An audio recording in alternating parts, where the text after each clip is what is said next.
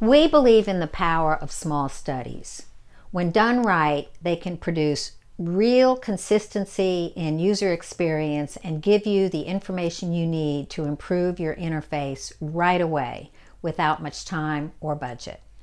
So how do we get to this place where we feel confident that with only 5 users, we're able to do quality research that gives us action items that we believe in?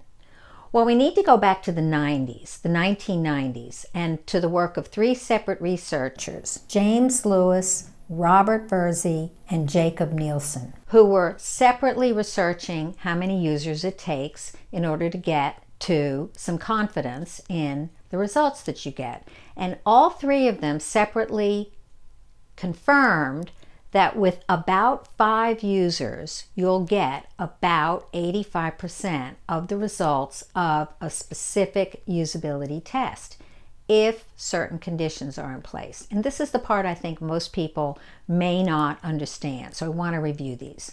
What are those conditions? Well, the first condition is that you've got to recruit very carefully from a small subset of your user population so that all 5 people in your user subgroup have similar knowledge of or lack of knowledge of your domain or the technology that will be involved. That's the first condition. And the second condition is that your moderator's guide needs to be very specific in helping users understand tasks within scenarios so that they are all attempting to do the same things at the same places in your interface. So when you have specific users working within specific areas of your interface, you will then find very quickly that after about 2 or 3 users, you're seeing the exact same problems. You're beginning to predict what will happen with user number 4 and user number 5, and you're ready to take those findings and turn them into action. That's the power of small studies. Now, what if you have budget for more, or you want the confidence of being able to see more than one subgroup of your user population? Let's say that you want to look at 10 users.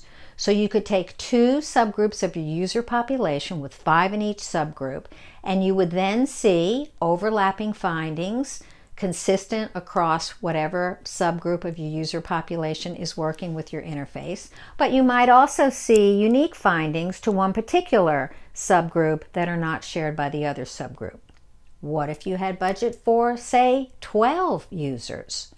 Then you could go to smaller numbers in each of your subgroups so that you could have, let's say, 3 groups of 4 participants each for your 12, or even 4 groups of 3 participants each in each subgroup. Because when you have more participants, you can then go to smaller numbers so that you'll be able to see the consistency across the subgroups as well as the unique findings for each subgroup. What if you have budget for 15 people? Here's where we might recommend that you don't use all of that budget for a single study.